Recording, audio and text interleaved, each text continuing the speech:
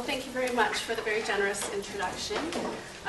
It's funny that you mentioned smarty pants, because I always joke that when I got my PhD, that's what I really wanted it to read. So thanks to Paula and Dana and everyone at the Center for Critical Qualitative Health Research for inviting me to talk today.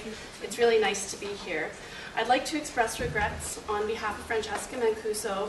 We had intended to co-present, but she unfortunately could not be here today. So I'd also like to take this opportunity to acknowledge the very substantial contribution of Dr. Debbie Rudman to this piece of work. Francesca was my former master's student, and Debbie was on her committee, and I understand that Debbie is going to come speak to you sometime soon, so you will benefit from that, for certain. So our presentation today emerges out of a publication we're currently completing, which we intend to submit to Qualitative Health Research.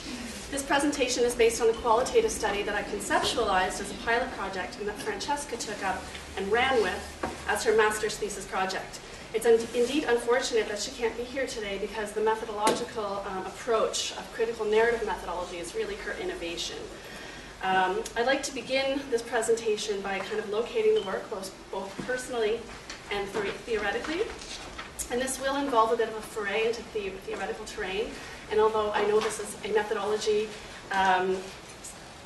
forum, a forum for discussing methodological issues, I think I'd be remiss in kind of neglecting to consider theory and my own positioning, given that I'm returning to the site of my graduate training in critical social science and health, which emphasized the inextricable relationship between theory and methodology, and the obligation researchers have to explicate their own positions and perspectives and use them as analytic resources. After I've situated the work, I'll focus more squarely on the narrative methodological approach and the insights that we feel this approach offers in terms of thinking critically about health in general, about health risks, and about health-related decision-making and its relationship, in particular, to subjectivity. And I'd like to conclude the presentation with some thoughts about how I think this narrative approach and the insights it's generated can contribute to theorizing with respect to risk subjectivity, with a specific focus on what has come to be regarded in critical risk theory as the entrepreneurial subjectivity, or the self as enterprise. So I thought it would be fruitful to begin by saying a few words about how and when I became interested in researching HPV vaccination. Well, as it turns out, this story has multiple origins. My interest in this topic began in part with the kind of recent injection of HPV vaccination into Canada's public health and cancer prevention programming, and the ways in which this policy decision in 2006 dovetailed with and extended my own research interests, which focus on thinking critically about how the increasingly technological and pharmaceuticalized approaches to risk management shape how we think about risk as located in individuals, how we manage risks with technologies, how we define particular bodies as risky and others not, and how we think and relate to ourselves and others as subjects and objects of risk.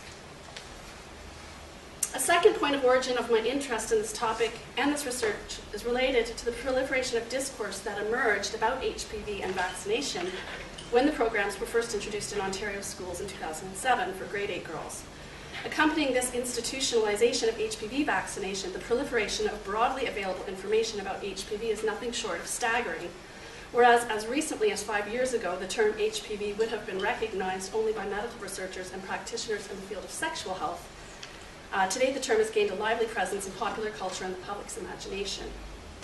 This spread of awareness about HPV is due in large part to the aggressive marketing of HPV vaccines, Gardasil, and the more recently approved Cervarix by pharmaceutical giants Merck and GlaxoSmithKline, respectively.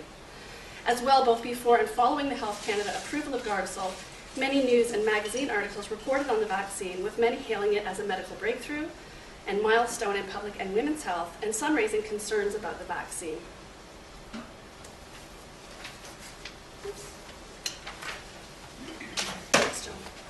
Based on some other qualitative research I've done on popular representations of HPV, it also became clear that a particular kind of story was being written about HPV itself, about the virus, in newspaper articles. The story goes something like this. The story is kind of characterized by a number of productive tensions and goes like this. HPV is ubiquitous, everyone will get it, but it's potentially deadly. It is sexually transmitted, but it's associated with even the most innocent skin-to-skin sexual contact. Thus, while you're likely to obtain some form of HPV after onset of sexual activity, condoms are unlikely to protect you fully, but vaccination can. These news stories come to frame HPV itself as a disease of innocence and youth, especially in the earlier years when the vaccination program was first implemented. And these stories often cite epidemic, quote-unquote, rates of HPV and frequently cite statistics among the 15 to 24 age range to support this construction of epidemic. Interestingly, HPV was first reported in Canadian newsprint in the 1980s and was portrayed as vying for attention with viruses like HIV and other STDs, which were already known to have clear, dire health consequences. In addition to these popularly circulating news stories, in the local context of my women's studies classes, there was a buzz in 2007, when I first started my job there. There was a buzz of talk about HPV among my students, and they were interested in learning more, and I learned from them as well. Just after the vaccine had been approved in Ontario, for example, one of my students relayed to me that her family doctor, a female, accused her of being a granola type of person when she declined vaccination, wrongly assuming that she was altogether anti-vaccination. A while later, another student was in tears in my office when, after learning that she had to have a cervix biopsy, was asked by her attending nurse why she hadn't gotten vaccinated against HPV, reflecting the nurse's misguided assumption that vaccination after sexual onset would necessarily guarantee full protection against abnormal pap smears and the need for other preventative measures. On another occasion, I learned from a PhD student who was working for me as a research assistant that she had asked her doctor for more information about the vaccine. The doctor responded by giving her a prescription for Gardasil. As well, a few of my colleagues and students have described situations of disagreement with their family members and friends about whether or not to vaccinate. One colleague recently at a conference described how she wanted to give her daughter more information so that she could make her own decision, trying to promote her autonomous decision-making. However, for her daughter, the vaccine itself was beside the point, since going against the herd by not showing up on vaccine day would cause her too much anxiety. As my colleague put it, quote, she had a notion of what the vaccine was for, and it was related to preventing something to do with sex, ugh, and it was important that she not be seen to be different from her friends by being absent. What was being injected into her body was kind of beside the point, unquote. And in a flip of this scenario, one of my former third-year undergraduate students described how she talked her mother out of getting vaccinated, a step her mother thought she would take as a then recently divorced and newly single woman. It certainly wasn't a wonder that my students were talking about all of this stuff, because at the time, this was the pamphlet that was being circulated on campus, literally littering the campus, directing young women to, quote, spread the word, not the disease. And they were clearly visible in not only in the health clinic, but also in many public spaces, including on the backs of doors, bathrooms, and so forth. Through the lens of my own critical sociological imagination, I found myself thinking about how the visuals and text of these promotional materials worked to pathologize the female body and medicalize female sexuality by positioning young women not only as vectors of sexually transmitted infection, but also as having responsibilities to inform others about HPV and encourage them to get vaccinated. It was interesting to me, given my perspective, how similar to other research I had undertaken on genetically inherited risks for breast cancer, this was an example of how biologically and sexually acquired health risks extend social responsibilities in particular directions. The emphasis that these representations place on prevention of cervical cancer over sexually transmitted infection makes HPV, I think, a particularly illuminating example of how biological risks are translated into specifically gendered responsibilities. Unlike some discourses on STIs that target high-risk groups, which are marked and stigmatized as targets for increased surveillance, HPV discourse normalizes HPV transmission through constant reference to its common and transient nature, and destigmatizes it by attaching risk primarily to cervical cancer and the bodies of sexually naive girls and young women. Laura Mamo and colleagues refer to this dynamic as the construction of the universal girl at risk, who comes to be viewed as worthy and as in need of protection.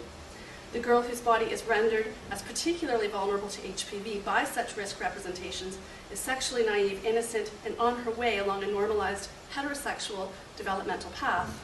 By contrast, the relative neglect of males and same-sex relations in dominant representations of HPV and HPV vaccination reflects the gendered and largely heteronormative assumptions that underpin dominant framings of HPV infection. These framings of girls at risk for cervical cancer are at odds with epidemiological evidence of the biological risks that are conferred to both males and females by HPV. There is a clear disconnect here between the dominant representations and the realities of HPV transmission in HPV-related conditions and disease, which include genital warts and cervical and other anogenital cancers and oral cancers, and which affect both males and females in heterosexual and same-sex relationships. At present, all of Canada's provinces and territories offer publicly funded HPV vaccination programs for females aged 9 to 13. But at the time this study was conducted, HPV vaccination was approved only for girls and women aged 9 to 26. However, the landscape of vaccine approval and coverage has changed since the time that the programs were introduced in Canada. Currently, vaccination for women has been extended to include women up to and including age 45, and men between the age of 9 to 26 to prevent HPV infection associated with the development of anogenital and oral cancers and genital warts. Males are not covered so far in Canada and must pay out of pocket. Okay. So before I get to our methodology, I want to distinguish it a bit from the bulk of research on decision-making around HPV vaccination. So certainly the widespread availability of HPV vaccination has prompted a lot of research into decision-making, and not surprisingly, perhaps, this research is guided by the sort of instrumental goal is stated either implicitly or explicitly to increase vaccine uptake. As such, this tends to focus on knowledge and awareness of HPV and acceptability of the vaccine or intentions to vaccinate among women primarily. Because HPV vaccination studies to date have been primarily concerned with exceptions and intentions, they tend to exclude a consideration of those who are undecided or ambivalent about vaccination. Studies conducted with university-aged women have identified socially significant others, including peers, mothers, physicians, as factors that influence these intentions and motivations, but they usually say little about the nature of the influence or the relational dynamics which influence their decision-making experiences. As well, research that has been conducted on HPV knowledge, awareness, and intentions has been overwhelmingly quantitative in design, probably not a big surprise.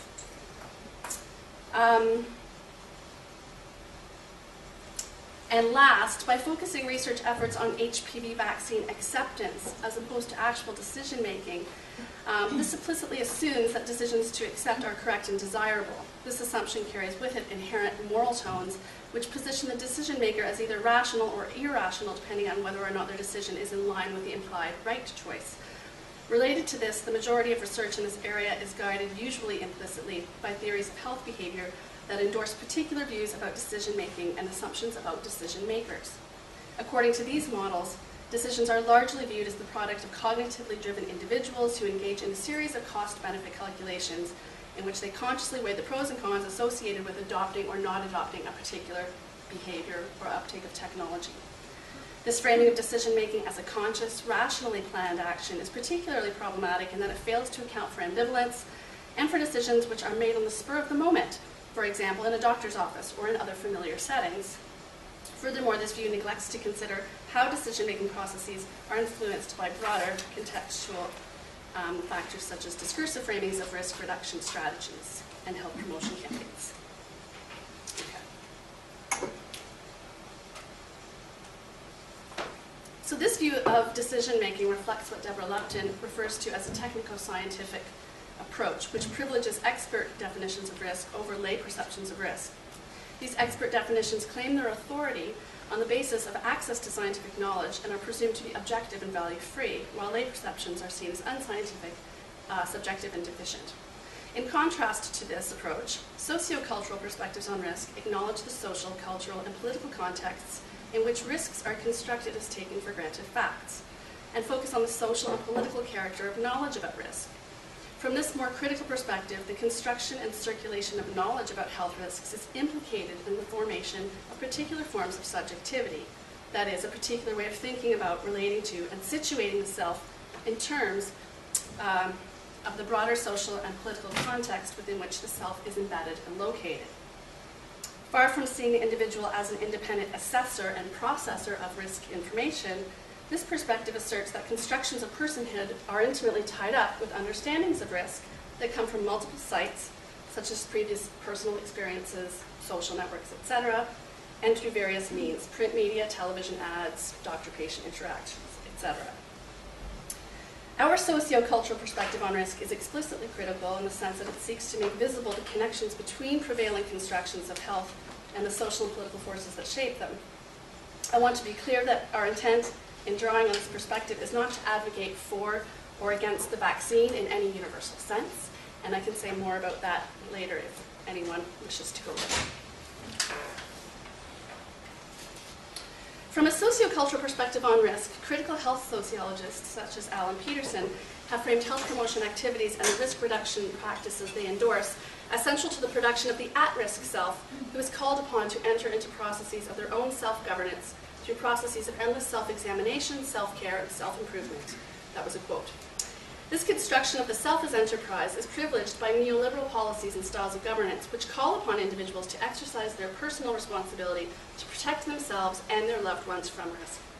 Neoliberal practices of governance operate not through force, but rather by, quote, creating a sphere of freedom for subjects so that they are able to exercise a regulated autonomy, unquote.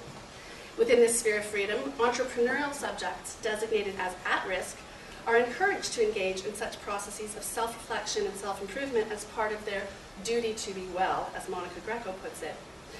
The implication here is that entrepreneurial subjects, in responding to risk discourse, take up cost-benefit calculations to live up to the imperative of health and then direct their own actions and in ways that are implied by risk discourse as correct and desirable.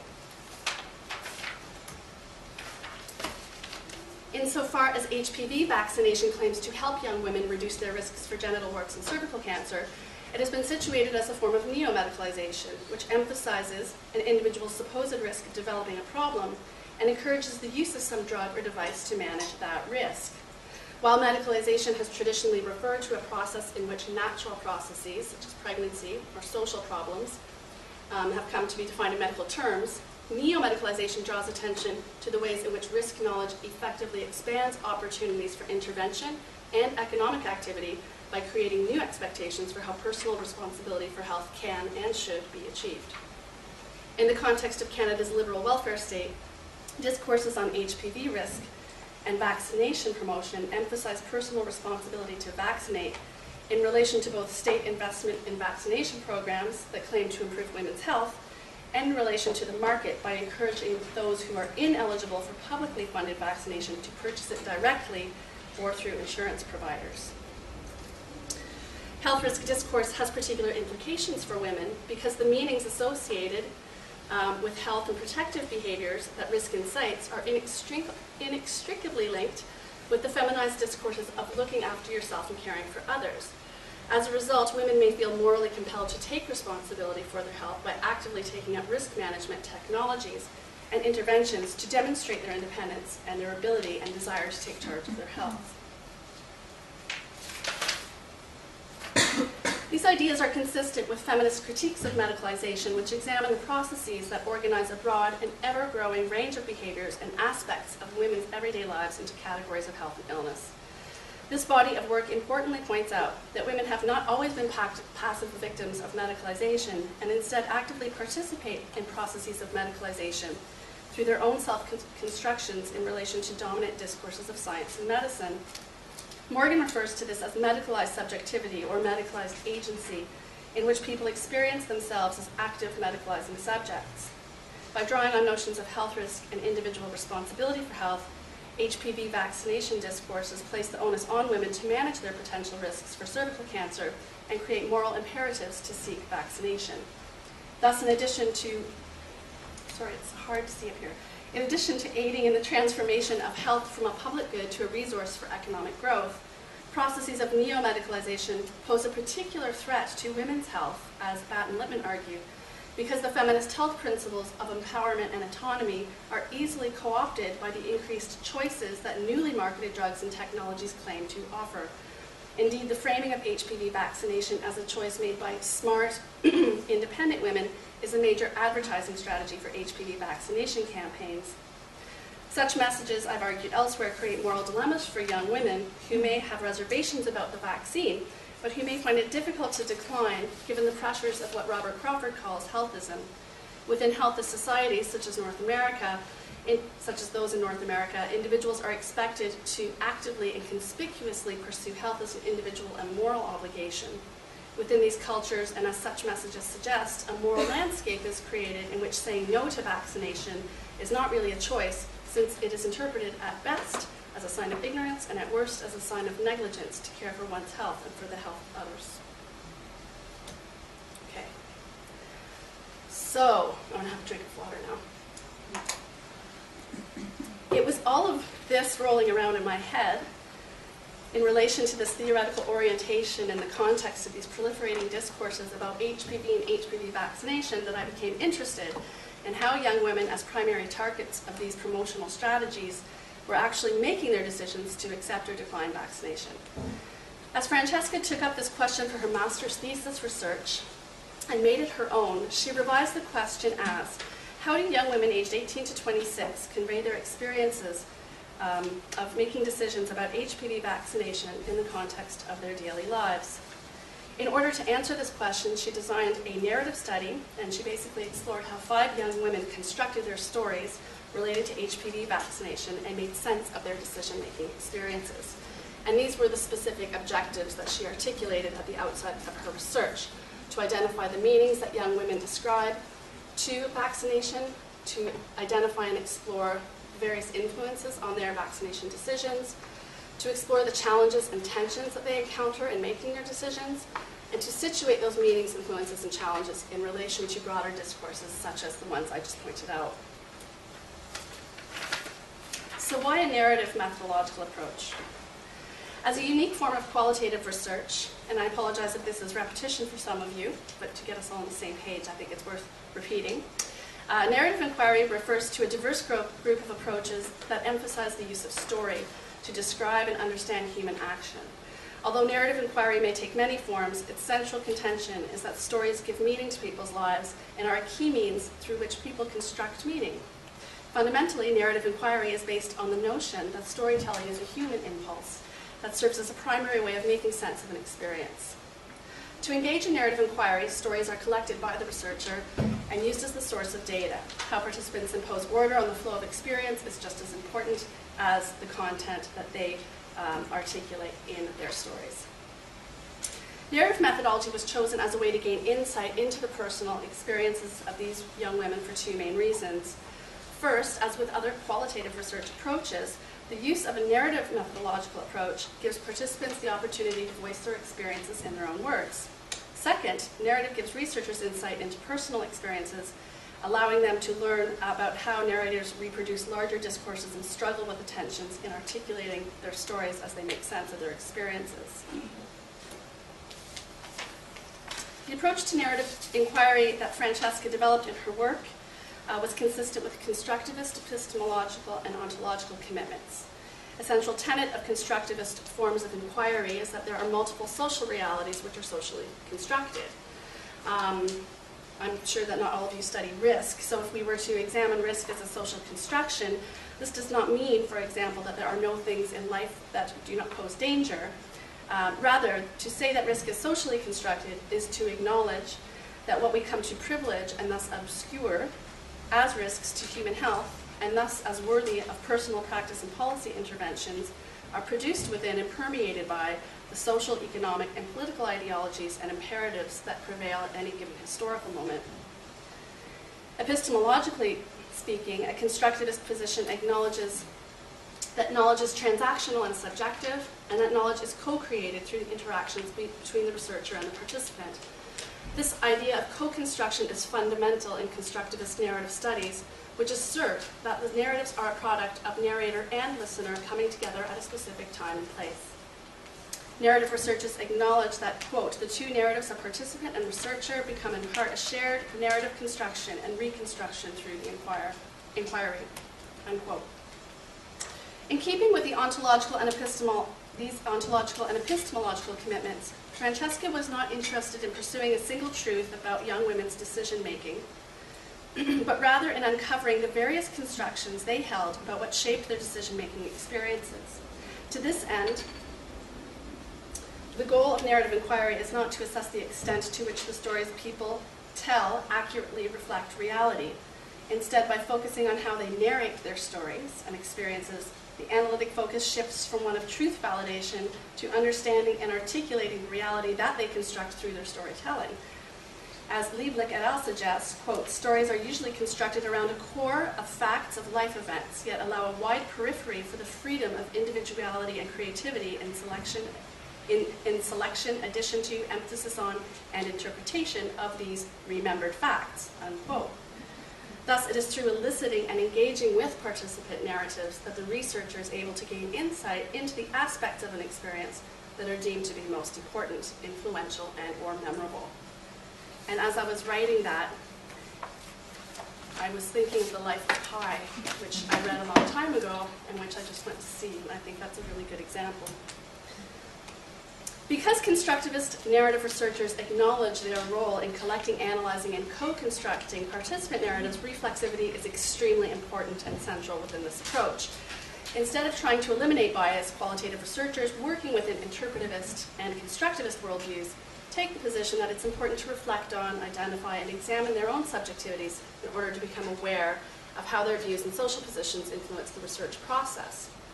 In this sense, researcher subjectivity is viewed not as a bias to ascertaining truth, but as a resource for interpretation, since an objective standpoint is neither possible nor desirable. By making explicit the assumptions that informed the interpretation of participant data, the researcher's subjectivity is used as an analytic resource to enable readers to make their judgments about the persuasiveness and the rigor of the research findings. So Francesca engaged in reflexivity throughout the research using a number of strategies, and I'll mention a few. Prior to underpinning her study, I encouraged her to write a preliminary reflexive statement as a way to kickstart her thinking about her position as a young researcher in the context of the study. As she puts it in her thesis, quote, openly disclosing my preconceptions enabled me to subject my personal assumptions and experiences to questioning and helps me to ensure that my interpretations remain firmly grounded in the informant's narratives, while at the same time acknowledging my role in their co-construction, unquote. As well, she kept a reflexive field journal throughout the research process, and these reflections were openly discussed with me as her thesis supervisor and members of the thesis committee, who questioned her assumptions, interpretations, and analytic directions throughout the course of the study. One important reflection that Francesca identified fairly early on in her journal was that she found it easier to relate to the women who declined vaccination in comparison to those who accepted vaccination, because they resonated with her own experience quite strongly. And with this in mind, throughout the course of the study, she strived to develop, to keep an open mind and cultivated what she called an attitude of curiosity in order to avoid having her assumptions dominate the research findings. The other thing that she was pretty concerned about in reflecting on how she related to her research participants was how they viewed her as being either pro or anti-vaccine. Specifically, she worried that if participants knew she didn't support the vaccine, some might feel pressure to defend their choices rather than tell their stories. So for this reason, she chose not to disclose her vaccination status unless she was asked directly. At this point, I think it's just useful to distinguish briefly between story and narrative. Although these terms are often used interchangeably, Polkinghorne makes an important distinction by noting that narrative refers to a, quote, a kind of organizational scheme expressed in story form, unquote, or, quote, a meaning structure that organizes events and human actions into a whole, unquote. Thus, although narratives necessarily involve stories, a person's narrative is made up of more than one story. It is a collection of stories. For the purpose of this study, Fran chose to use the term story or stories to describe individual accounts of events and experiences as narrated by the participants. Conversely, she tried to use the term narrative to, she reserved that term for the idea of the co-construction of the narrative product. Okay. So I'll just talk briefly about the recruitment. This is sort of a demographic profile of the 5 young women that Francesca ended up recruiting for the study. Recruitment was done primarily through postering, and a diverse sample was sought in order to kind of obtain the broadest range possible of participants. And to this end, posters were placed on campus, in health clinics and various spots, as well as various spots in the community and sexual health clinics downtown. Although efforts were made to recruit participants from a variety of locations, social and physical locations, all of the young women who ended up participating in the study were recruited through the university. This is perhaps not surprising because the vaccine is quite expensive. It's about $400 for the 3 shots collectively, although some, depending on whether or not these young women's parents would have insurance, it might be covered through private insurance. Now, at first we felt that recruiting primarily through the university would be a huge detriment to the analysis, but in effect I feel like this university-based sample served as kind of a convenient microcosm that largely reflected how the vaccine was being promoted at that time. So, we restricted recruitment to young women who not only had made decisions to vaccinate, but also had made decisions not to vaccinate, and who were in the process of considering vaccination. Women older than 26, because that was the age up until it was recommended at the time, and men were not included in this study. In total, 18 young women responded to the call for participants, and to obtain diversity, participants were then screened and selected so that they could represent a maximal range in terms of vaccination status and age.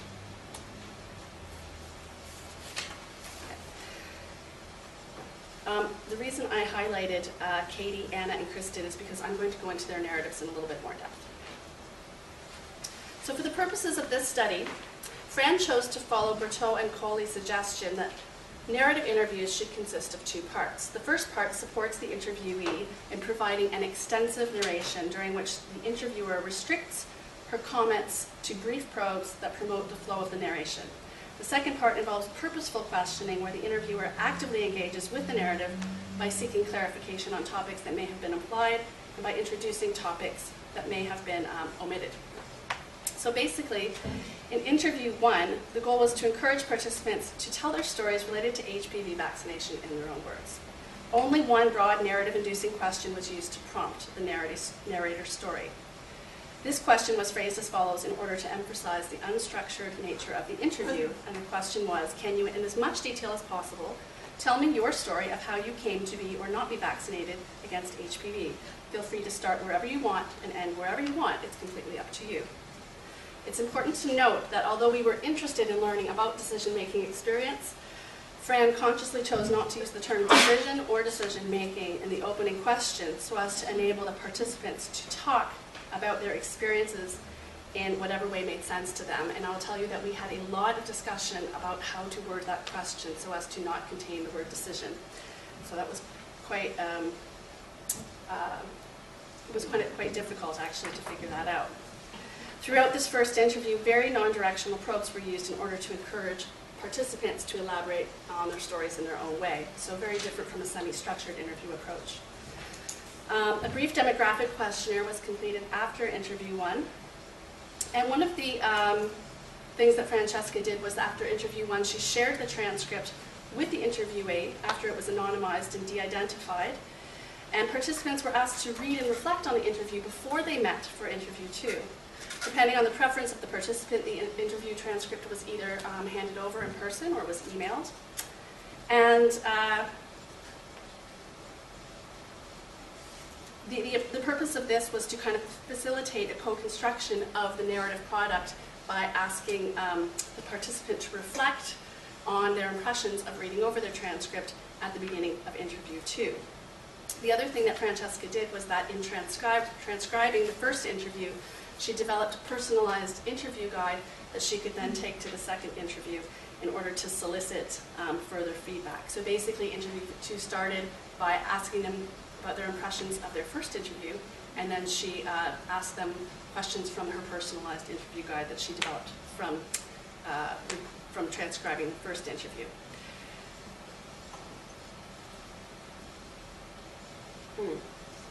That strategy was kind of interesting. Because I don't bring it up later, I'll just mention it now, that one of the participants, whose pseudonym is Anna, who was quite ambivalent about the whole vaccination decision-making process, described how when she read over her first interview, she realized that she actually had a rationale for saying no to the vaccine, and she had never come to realize that before. So that process of being able to read over the first interview really helped inform the analysis in a number of ways.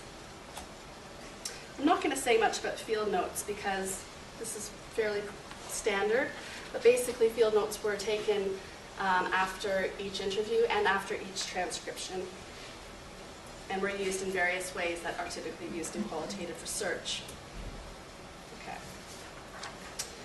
The analysis involved two main phases. The first phase involved developing themes and narratives for each individual participant, so 2 interviews per participant, and the second phase involved generating cross-narrative themes across the individual narratives. Constructing the individual narratives, or the participant narratives, was done using a couple strategies. First of all, in order to identify important themes across the 2 interviews for 1 participant, a set of interpretive questions was developed with the guidance of the committee, which were then applied to the raw data in order to facilitate the narrative construction. These questions helped Fran engage with the data in a new way and to transform the data into a narrative form. So we talked about what kinds of questions she could actually use to interview the interview transcript, if you will, and in order to try to start thinking about the interviews in a more narrative way.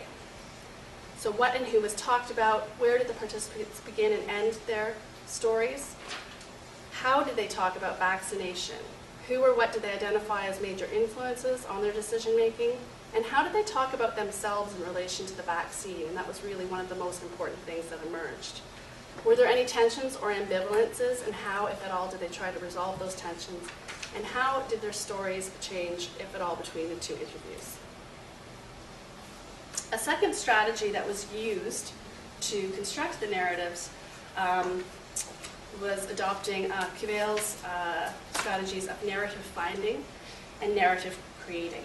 So narrative finding is accomplished basically when you look for portions of the interviews that are already kind of like intact little stories.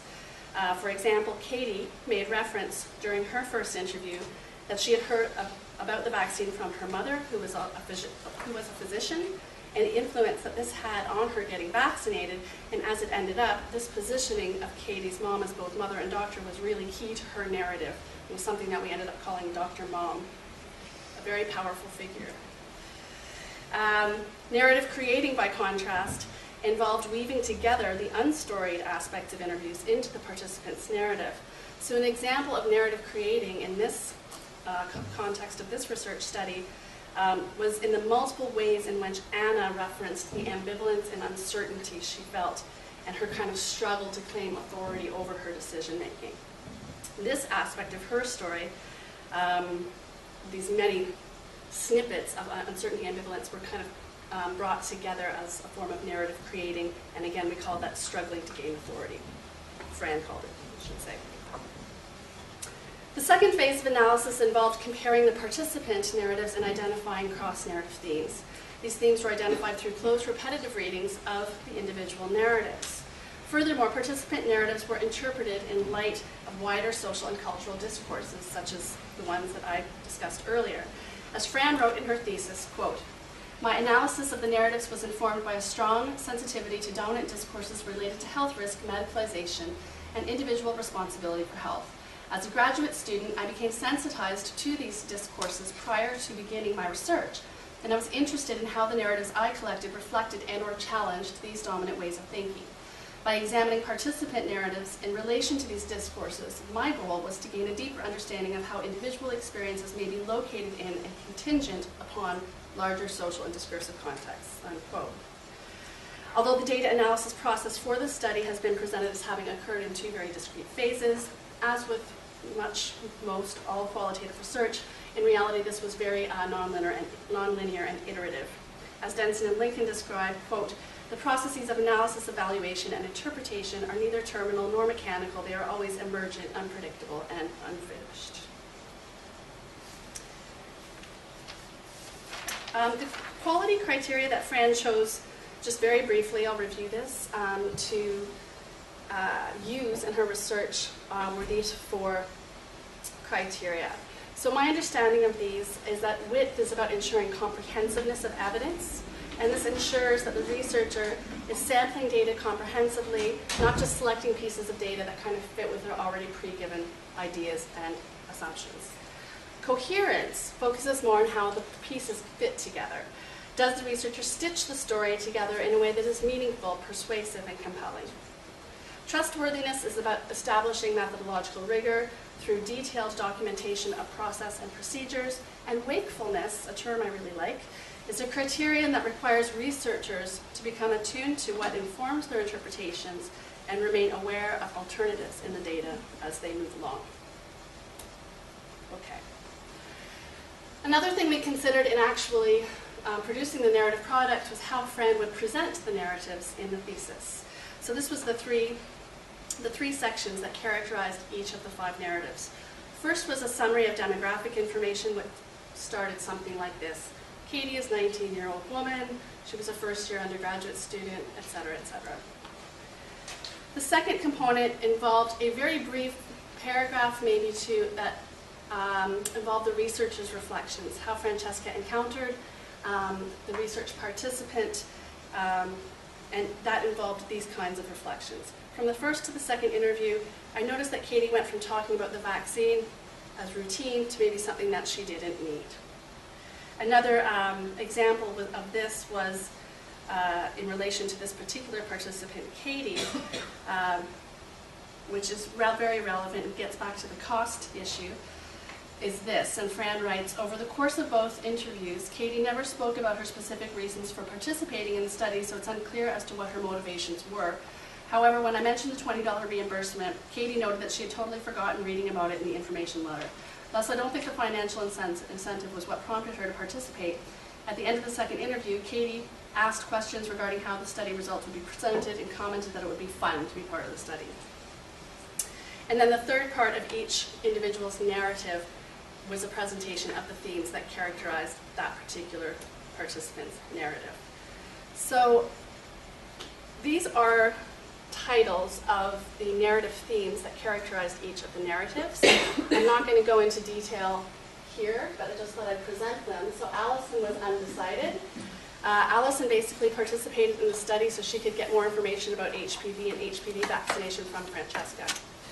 And we had conversations about whether we should include her as a research participant, but I actually thought that it was really valid to include her because I think that this happens quite a bit, no matter how much clarification you put in the information letter. And I think it said something about how much information young women are getting about HPV and HPV vaccination at that time. These are the narrative themes from the 2 women who were vaccinated. Katie was 19, listening to Dr. Mom, reacting to the C-word, and spreading the word to friends, and I'll talk in depth about her narrative in a minute. Paige, I won't talk about her narrative in depth, but one of the really interesting things about Paige is that Paige was Chinese-Canadian and identified as such. And one of the things she said was that she was also, like Katie, really influenced by her mother's influence to get vaccinated. It was like, my mom told me about it, Mom said it was great, I got it. I'm so impressed that Mom is talking about anything having to do with sex, I can't believe it. But I don't think Mom knows I'm not really sexually active yet, so I just kind of went ahead and got it, because if I said no, which might trigger her to think that I've already been sexually active, then she might, yeah. So completely contrary to some promotional materials that suggest that this is an opportunity to talk about sex with your kids, for Paige, getting vaccinated was a way of maintaining silence about sex in the family. So, I'll also be saying more about Kristen and Anna, both of whom had declined vaccination, so I won't say too much about these themes right now.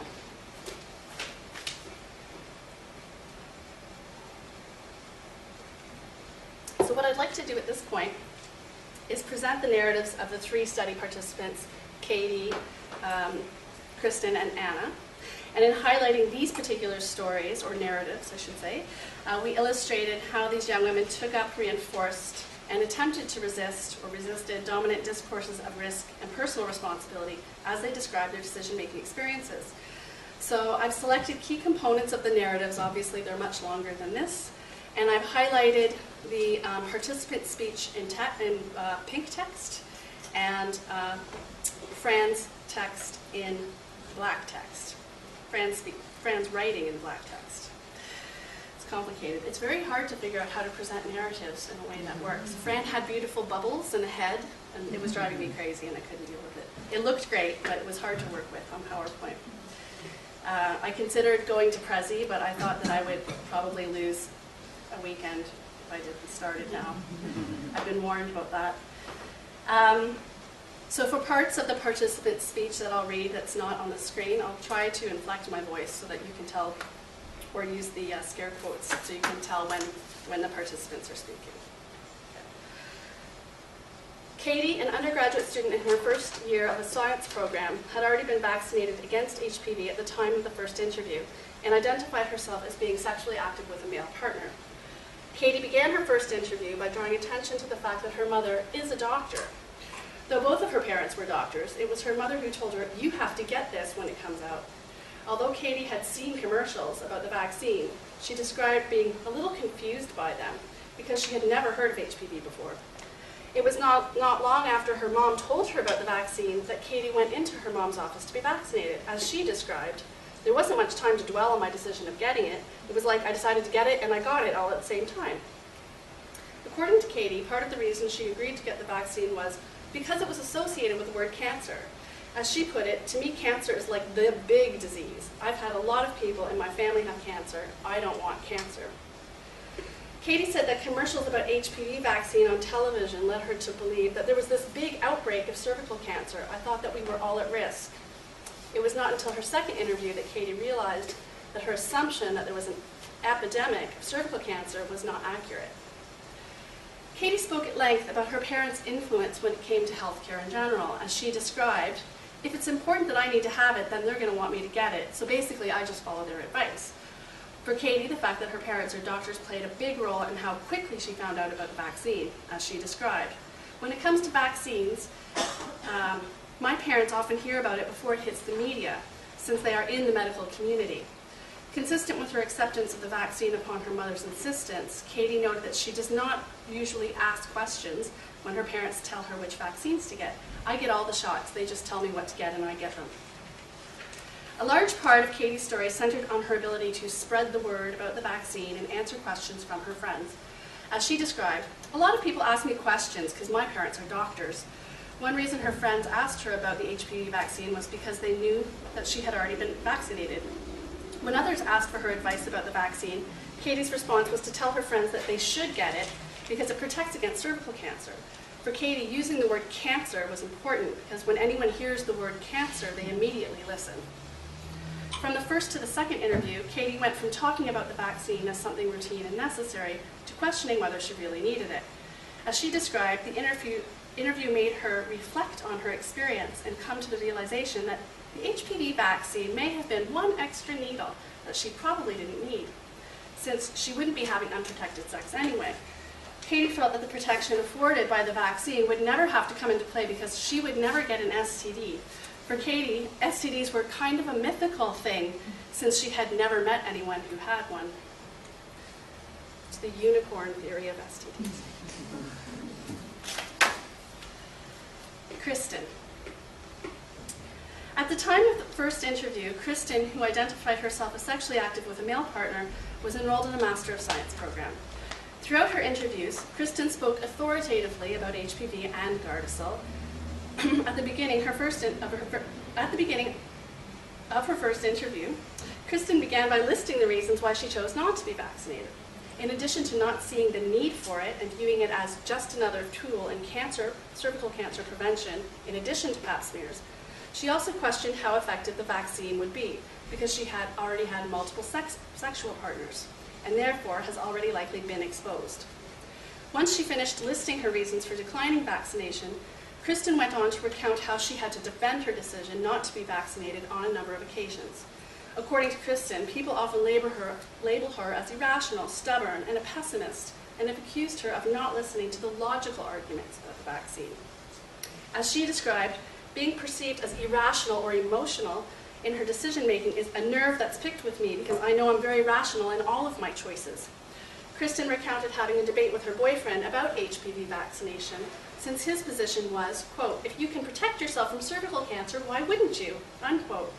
Despite his insistence, Kristen noted that he doesn't pressure her and ultimately says, "I'm not going to tell you what to do because it's your body, it's your choice." Kristen also spoke about having to defend her decision to decline vaccination to friends who could not understand her reasoning. One female friend, as she put it, was aghast at her decision, and some of her male friends questioned her by saying, "It's your body, it's your decision, but why wouldn't you want to fight a cancer that you could?" In contrast to such judgments about her decision-making, Kristen said she prides herself on being really on top of her sexual health and really aware of her body and what's going on with it. As she described, "I do my PAPs yearly, and when there's something wrong, I go back and I do the swabs again." Despite seeing commercials about the vaccine, reading many news stories, and visiting multiple websites, Kristen noted that the vaccine never really perked her interest because she didn't see the need for it. Its role, as she saw it, was already being filled in her health portfolio. As she described, "I think PAPs are sufficient because I'm on top of them and I do all of my sexual health things." According to Kristen, being well-versed in sexual health is a responsibility that comes along with the privilege of being sexually active. As she described, "I've always thought that sexual health is my responsibility and that I should know what's out there, know the consequences and the repercussions so that I do actually know the full gamut and the weight of the decisions I'm making." Although Kristen described herself as responsible and aware of her sexual health options, she described feeling irritated that her mom and sister were different from her in this regard. As she described, "They won't take ownership of their own reproductive health, and they won't do anything sexual health reproduction-wise. Instead," Kristen said, "they just bury their heads in the sand and are generally unwilling to talk about anything below the belt." Ultimately, Kristen's concerns about the HPV vaccine were tied to her desire to protect her reproductive health. She emphasized that because no information had been made available to her regarding the potential side effects of the vaccine, she decided that she was willing to wait to see if there would be any side effects on fertility in the long term. As Kristen spoke about her decision not to be vaccinated, she noted that her desire to wait was characteristic of the type of person she is. As she said, "I'm a sit-back-and-wait type of person." Throughout her interviews, Kristen described herself as a very analytic person who does a little bit more questioning than most people. As she described, "I weigh out the pros and cons and I become informed. I guess I've grown up with the idea that being rational, logical, and making good decisions is important." For Kristen, being analytic means thinking pro-con and asking herself about the potential repercussions of her actions. When asked how she thought her story might be unique compared to other young women, Kristen noted that there are not many people who are, quote, "making a conscious decision to get it." As she described, some people are afraid of making decisions. They just don't notice that they're not being active in their own life. And then we have Anna. Anna, a master's student who identified as being sexually active with male partners, began her story by talking about the first time she ever heard about HPV vaccine on TV. She said that she didn't really have a lot of pull towards it, and that although she didn't really pay much attention to drug ads anyway, this one caught her eye because she was eligible to take it as a young woman under the age of 26. Anna didn't really think much of the vaccine again until she heard about it in a human sexuality class in the last year of her undergrad studies. She described the class as informational, and that the professor wasn't either really pro or con about it, but instead encouraged the class to be smart consumers who would be critical and aware of the long-term side effects that had not yet been researched. Although Anna said that she found the lecture on HPV interesting, it did not cross her mind really to look into it anymore because it was not a pressing issue for her. Although she noted that genital warts and cervical cancer are horrible things, she said that she did not think of herself as very high risk because she is pretty adamant about getting her physicals. As she described, as far as getting cervical cancer goes, it could be picked up during a physical rather than having to take the vaccine. Anna seemed confident that if she were in the early stages of cervical cancer, that it would be caught pretty quick. As for genital warts, Anna said that she felt she was pretty low risk because she had not had many sexual partners and uses protection. Throughout both interviews, Anna described her strong personal ethic of not wanting to put foreign things into her body unless she knows what's going to happen afterwards. She used the example of the drug that gave babies no arms to show how an approved drug turned out to be unsafe.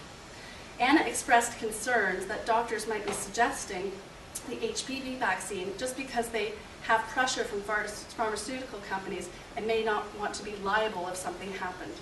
And she wondered if the vaccine is something that doctors just throw at people in a certain age range rather than looking for specific risk profiles of patients. Perhaps the most striking feature, and I would say that it is, of Ana's narrative was her struggle to claim authority over her opinions and thoughts regarding the vaccine. For Ana, this struggle resulted in describing herself in two ways in relation to her decision. On the one hand, she described herself as being critical, educated, and cautious, while on the other hand, she described herself as lazy, ignorant, and passive. In her first interview, Ana explained that her ability to think critically came from 6 years of being in university, where in almost every class she was told it's all about critical thinking. Inspired by her location in a feminist-based program that has taught her a lot about social issues and social justice, Ana described this critical way of thinking as a change in how she looks at things and interacts with people in general. Despite reading her transcript from interview 1 and being impressed at what she had to say, Ana's critical viewpoint seemed to shift in her second interview. Unlike in the first interview, where she related the unknown side effects of vaccination to thalidomide, in the second interview, she began to describe the vaccine as potentially liberating for women and compared its introduction to when women first got the pill. Ana noted that the HPV vaccine may be empowering for women because it means they can take a lot better care of their bodies. While Ana clearly articulated her critical viewpoints, she also described feeling as though her critique had no strong, in interview 1, she felt that her critique had no strong basis since she had never done any more research into the vaccine or sought out any opposing information. Ana described this failure to put in the extra effort and seek information as part of her usual lazy way. Ana reflected that even though she and her classmates were encouraged to be responsible consumers, she was a passive consumer since she did not look into vaccination any further. At one point, Ana questioned why she hadn't felt the need to research the vaccine, saying that maybe it was stupidity on her part because she should be taking care of her own body. During the second interview, Ana started to rethink her decision, saying that maybe the vaccine is something that she should look into before she was no longer qualified. By the end of her second interview, Ana began to acknowledge the tension in her narrative, a realization which led her to identify two competing selves. As she described, you could be the really proactive type and really do that research and really be educated and, be a good person, or you could be the person who just takes information as it's provided to them. For Ana, this moral distinction was an important one in that she described herself as someone in the middle of the road.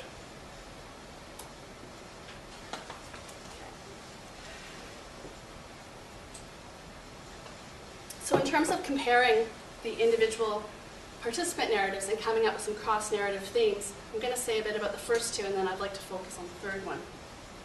Where are we at for time? Pretty well up.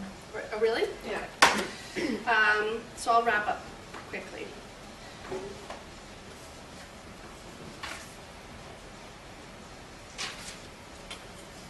Each of the narratives disturbed the linear model of decision-making. I think this is the power of the first cross-narrative theme, that there were multiple origin points for all of the participants and lots of instances of ambivalence, except with the exception of Kristen, who was fairly adamant about her decision to reject vaccination, decline vaccination.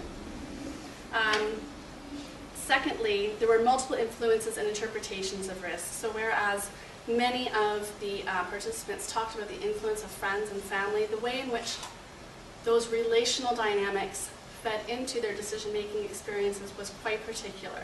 So you have their names always Katie and Paige, who are influenced to a great deal by their moms, by their mothers, to get vaccinated, and then you have someone like Kristen, who is distancing herself from her mom because in her decision to decline vaccination, things like that. What I'd really like to focus on is the third thing, because this is what I think is most interesting and what we're kind of thinking through right now. So I'll take about 5 minutes and then I'll stop. One of the most important contributions of this methodological approach is the way in which it enables us to understand how young women construct themselves as particular kinds of persons through their vaccination decision-making. That is, through their experiences of considering, accepting, and declining vaccination, they come to understand themselves as particular kinds of persons. Katie, who admitted that she did not think that much about making a decision per se, takes what I call the good girls do approach in accepting vaccination, and in so doing constructs herself simultaneously as the good daughter, compliant patient, and caring friend. Her trust in the vaccine is unflinching, and this is understandable, given that it was recommended and administered by Dr. Mom, by her mother, a powerful figure in her narrative that combines maternal care and professional authority with the state's imperative to vaccinate. Katie's privilege is revealed not only by the cultural capital of her physician parents, which puts her as first in line to hear about and receive new health-protecting technologies such as the HPV vaccine, and her privileged status is also revealed in her kind of stated invulnerability to sexually transmitted infection. In contrast, Kristen refused vaccination through vigilant and engaged reflection, and as part of her responsibility, she felt she had to take care of her sexual health. Kristen prides herself on having made an informed decision to decline vaccination, one that resulted from her active efforts to weigh out the pros and cons about vaccination, a trend that fits with her view that sexual health is a personal responsibility that one should take seriously. While Katie aligns her decision to get vaccinated with her mom's recommendation, Kristen again actively distances herself from her mother and her sister, who she sees as irresponsible because they stick their heads in the sand and avoid talking about and managing their sexual health. And then you have Anna, who kind of wavers in between these two stances, firmly ambivalent. Anna described herself as someone who was concerned with being cautious, and her cautious approach was linked with her self-described tendency to be critical and her personal ethic of not wanting to put chemicals or foreign things into her body. Throughout the research interviews, she came to question her critical stance and her decision to say no to vaccination, and expressed much uncertainty about what is the right thing to do. What makes Anna's narrative so poignant is her clear articulation, I feel, of the two selves which compete in a struggle to do the right thing, thus suggesting not only the fluid nature of decision-making, but the fluid nature of subjectivity itself.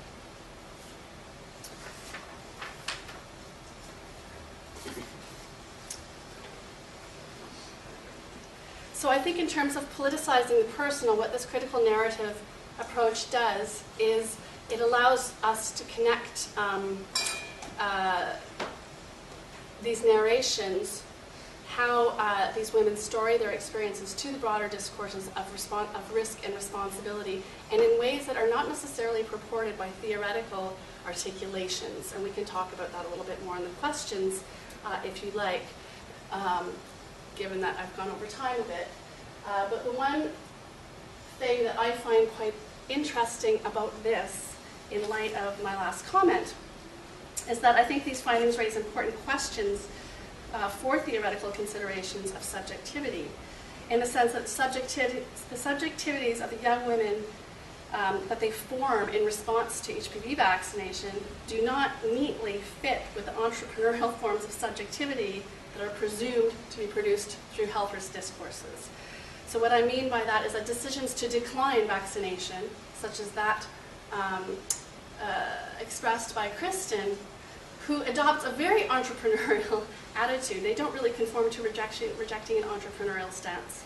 On the other hand, decisions to accept vaccination do not conform to an assumption of the entrepreneurial stance, as is evidenced by Katie's position.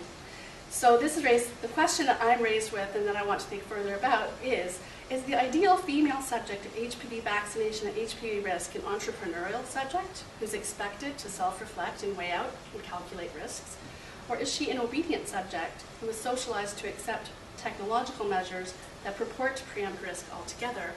And as someone who doesn't necessarily conform to either or thinking, I'd probably say that there's multiple things happening here, but I will just end on that question. Thank you very much for your patience.